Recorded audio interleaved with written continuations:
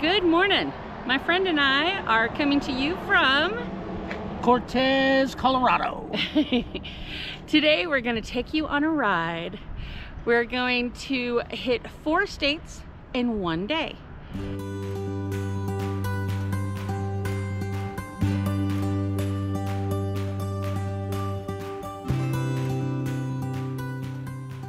So today we're headed to our last 2 national parks. We're going to hit 4 corners and hit the parks: Petrified Forest and the Painted Desert. So we're going to start out today in Colorado, and we're going to hit 4 corners, which is in New Mexico, Monument Valley, which is in Utah, and finally end up in the Petrified Forest, Painted Desert area in Arizona. And just to be technical, 4 corners is 4 states, not just in New Mexico. But we are going to be actually in each state doing something fun today. So let's get moving. Oh my God. Seeing 4 states in one day is a challenge. It meant we had to be okay with a 12-hour day. The first stretch, less than an hour drive, was taking us past incredible formations and fields of wildflowers and into New Mexico and a visit to 4 corners. Oh, and they keep asking where the hell I'm going. Do I live all the rest of my life? Well, I don't know what time it's gonna take. No, I'm just trying to take my time. When I was a kid, none of this existed. I think there might have been a sign, something like that. This is quite something. Did she jump? Is that what All right. You stand on the 4 corners? Yeah, are you? Yeah. Okay, we'll get you a picture. No? You regular camera?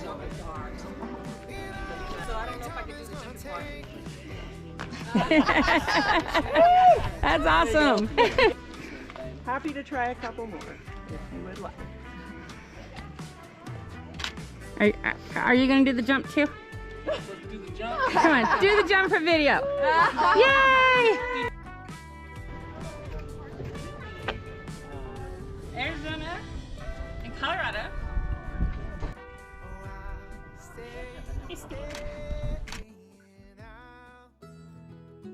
Four Corners is set in the middle of gorgeous views and Navajo tribal land.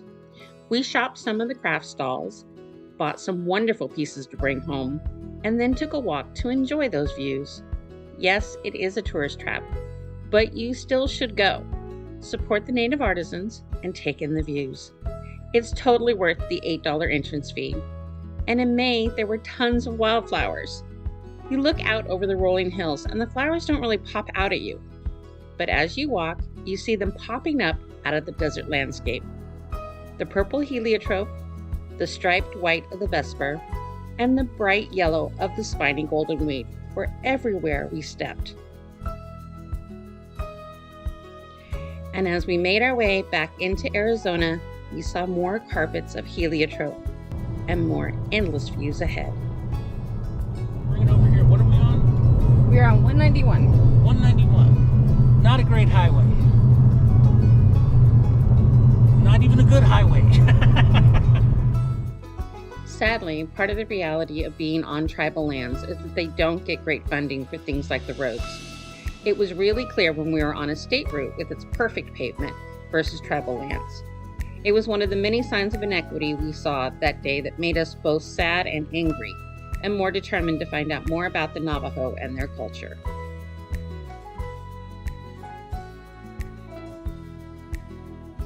So, leaving Four Corners, you have no reception. So we stopped off in Red Mesa at the Sinclair, and the very nice lady behind the counter helped me navigate. And there's 2 ways to get to Monument Valley. You can take 163 up off of 160, or you can come up 191 and then drop down on 163. And she said that you want to do the up 191, down 163, because you get to see more of the view. That most people don't go far enough. I'm about to show you the view. It's totally worth coming down 163. You will see many more formations on this route than going the other way, and it only takes about 10 minutes longer. So, I got a question, and if somebody can try to help me figure this out. We're driving along and it says open range, but everywhere where it's open range, there's fences, and I thought that was the whole idea of open range was no fences. So if somebody's got any ideas about that, let me know.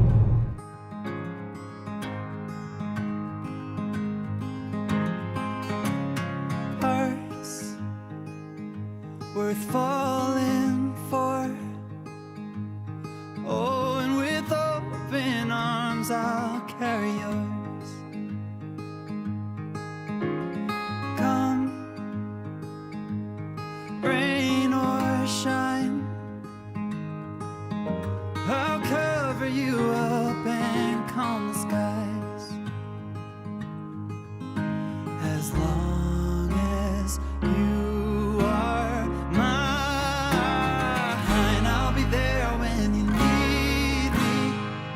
You can count on it every time. It won't always be easy, just as sure as the sun will rise. I'll be there when you need me, with every tear that falls from your eyes. Oh, you have me completely. I'll be there when you... So this is the famous Forrest Gump Hill, the one where he's running and decides he's run enough, and it is very popular for people to take selfies, skateboard down, ride their bike down, take videos. So of course we had to stop. Fate, a planted tree. Oh, and it's grown its roots under you and me. As long as we both breathe, I'll be there when you need me. You can count on it every... There are two visitor centers here in Monument Valley, and the one we chose was the Navajo Welcome Center in order to learn more about the people who live here. I met a wonderful man who led me to their exhibition wall, and we talked about the good and the bad explained in these images. I think most of us have heard about Kit Carson, but I certainly didn't know he was responsible for forcing the Navajo people off of their land and making them live as prisoners for 5 years in New Mexico. But these are pastoral people, and when they were able to come back to their lands, they were given 15,000 livestock, mainly sheep.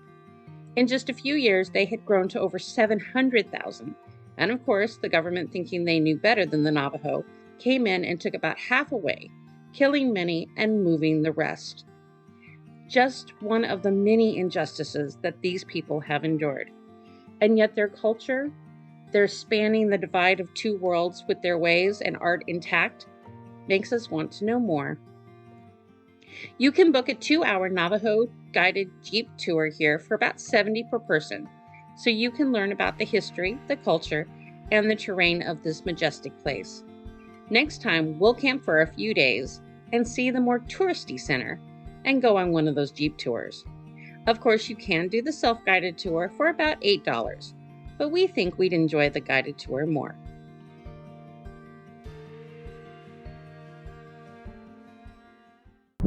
All right, so far, we hope you've loved your little scenic tour. As we pointed out, going up 191 and down 163 gives you so many amazing views. It has been a long day. We've been on the road about 6 hours. Totally worth it, but we made it. We're at Petrified National Forest, National Park. He actually meant the Petrified Forest National Park. All right, that's the way I meant it. It's been a long day. I told you, it's been a long day. All right, let's go explore. So as you enter Petrified Forest National Park, you'll see that the visitor center is directly on the right before you go through the ranger station. It has a gas station, a gift shop and cafe, as well as the actual visitor center. As of now, you have to walk to the back of the courtyard to enter the very small visitor center and one of the gift shops. We got our stamp and sticker and did visit the other shop to get some petrified wood for Parker. Yes, you can get petrified wood here, but it's not from inside the park, but rather from areas outside of the park boundary. Like with all national parks, what's inside the park stays inside the park. So the Petrified Forest, or the Petrified Forest National Park, lies in the center of the Painted Desert. And the Painted Desert is actually 7,500 square miles of Arizona territory. So it's vast, and the park is in the center of it. The colorful views stretch for miles. As Harry said, the Petrified Forest National Park is located inside of the Painted Desert National Park. They both became national parks in 1962. I'm not sure that this exists anywhere else in the national park system. Right past the Painted Desert Inn, which was closing when we arrived, is Chende Point. Chende means ghost in Navajo, and thousands of plant and dinosaur remains have been found in this area. As we mentioned before, the wildflowers and how vast everything is has just blown us away today. So we have been here before, and I do not remember it crossing back over the freeway. Do you? No. Not at all. But here we go. Oh, that was the Route 66 sign. There are two entrances to this park. Depending on if you are coming from the east like we were this time or the west, you will enter at different places. It became obvious that we'd entered the opposite entrance the last time we visited and never made it as far as the I-40 overpass. First time since I was a little kid that I've been this direction, and the very first time for Harry. So we're at the Rainbow Forest Visitor Center. Is that right? Yes, I think so. If it's not, I'll put it down below. There's this wonderful walk right outside the back of it that you take, nicely manicured path, a little bit of elevation, but it is wheelchair accessible. So let's go for a walk. Inside the visitor center, we were amazed at the species who lived here before. I mean, who thinks of an alligator type animal in the desert? But at that time it was a river, not a desert, with all of the plants and animals you'd expect to see in a river. I think what trips me out the most are the ones that are perfectly round. They're still in logs. I understand the ones that are chipped and fallen, but perfect preservation here. One of the things about being out here is just how quiet it is. This was another surprise. We found a Mather plaque. Stephen Mather was the first director of the NPS and is honored in several national parks with these plaques, as well as areas like Mather Point in the Grand Canyon National Park. Like right behind the bush, there's a lizard. Can you see him?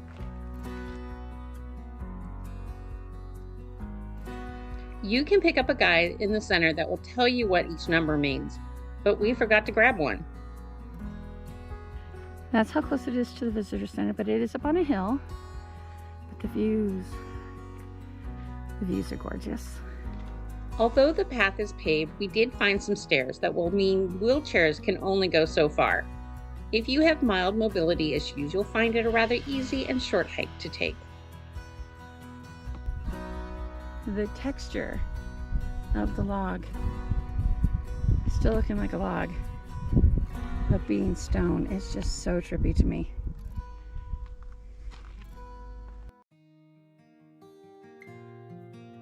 And the colors are unreal.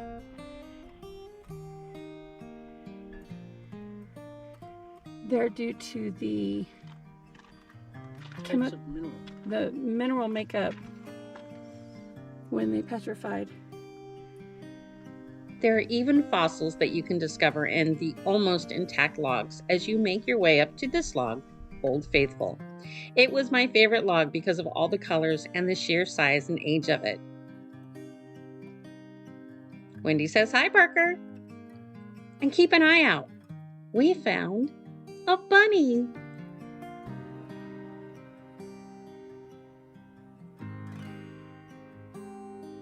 So tell us about how a petrified tree becomes petrified. Well, let's talk about the petrification process. So a tree falls over, it loses its leaves and bark, then it falls into the water. It's covered with water, and it needs a certain type of water. Also, it starts to be buried by sediment. After it's buried by sediment, there's no bacteria or oxygen, so it doesn't begin to decay. And at that point, groundwater starts to seep into the tree, and it replaces the organic material, leaving behind silica or minerals that replace the organic material, basically. And now you see them after thousands of years, these are now come back to the surface, but they were buried and the organic material was replaced by minerals. We took one more look at the beautiful views and started back towards the Agate Bridge, stopping off to see the logs at the Crystal Forest Trail along the way. It is 26 miles between the Rainbow Forest Visitor Center and the Painted Desert Visitor Center, which is where we began the day.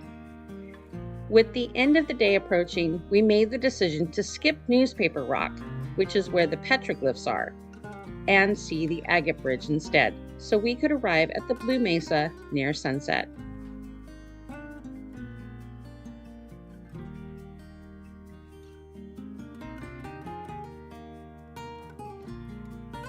This raven cracked us up.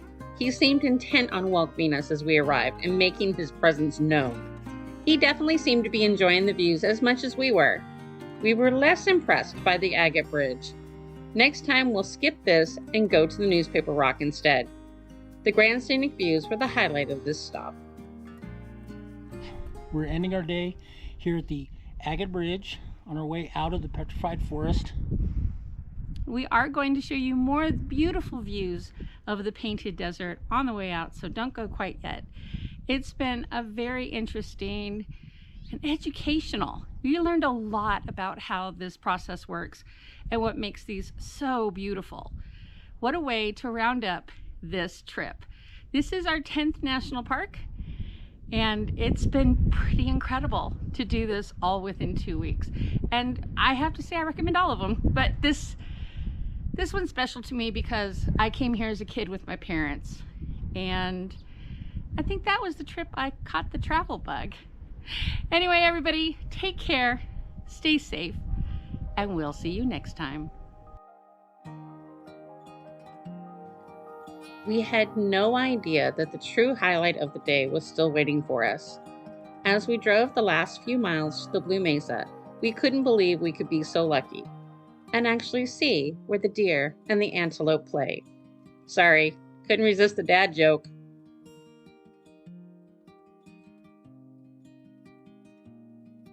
Seriously though, the Blue Mesa is filled with the colorful layers of bentonite clay we had found in other parts of the Grand Circle during this trip. While there are definitely spots where you can't go hiking in this area, there is a 1-mile loop trail that you can take down into the canyon and discover more petrified wood, fossils, and unique views. This is also a park where you can take your dog on a leash and even get their Bark Ranger badge. Once again, we realized we needed about 1 more hour to see all we wanted to see here. Next time, we'll do that hike down to the base of these hills. We found the lookout where we wanted to take in the views and watch the change begin. As the day gets later, the Blue Mesa turns blue.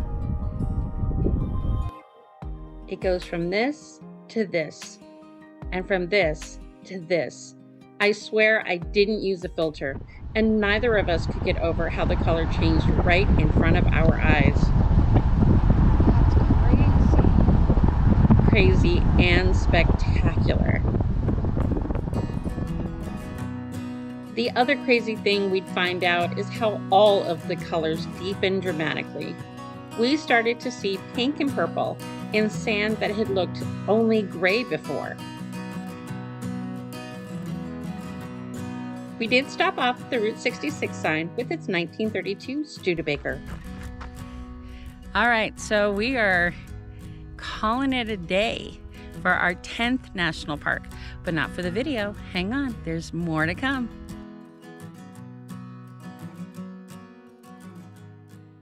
In the late afternoon, as golden hour approaches, the colors come out. And the painted desert has a lot of reds and pinks that develop as the day gets late. 11 national parks, one amazing trip.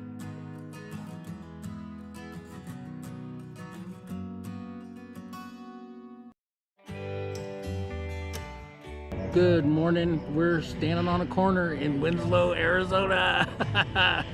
You knew we couldn't resist. It was only 30 miles away, and it is on our way back to Phoenix. So we had to stand on the corner in Winslow, Arizona, take pictures, do a little video, and show you around. Because while we don't own a flatbed Ford, doesn't mean we can't go eat at one. We'll show you what we mean in a moment.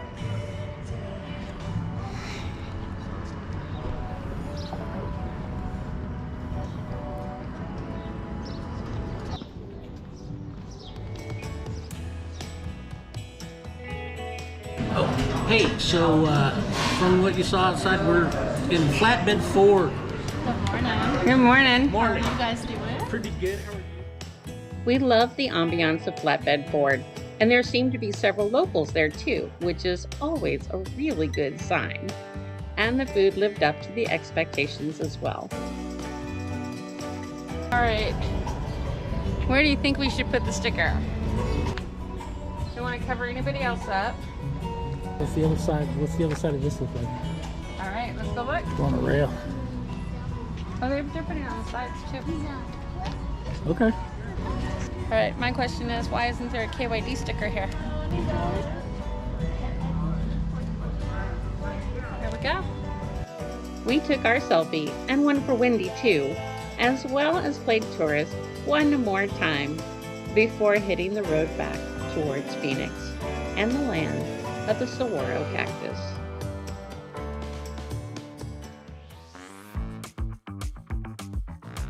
Okay, this goes in weird stuff you see on the road, but I love things that are super big, so we couldn't resist. Starting our hotel in Cortez with its faux petroglyphs and adorable hotel cat and retro campground, to Winslow with its teepees and dinosaurs, to Phoenix with its beaver. Yep, beaver. To Quartzsite and its camels. Yep, there were camels in 1857, and High Jolly was the camel herder who mapped a wagon road for the U.S. Army. Not that California doesn't have a comeback with its container sculpture hanging out near Palm Springs or the dinos of Calabasas. You never know when you'll need one to catch some shade under, or one that has a store in its belly so you can go shopping. Thanks for hanging out with us on our Grand Circle tour. We hope that you will hit that subscribe button, because next up is the Big Island of Hawaii.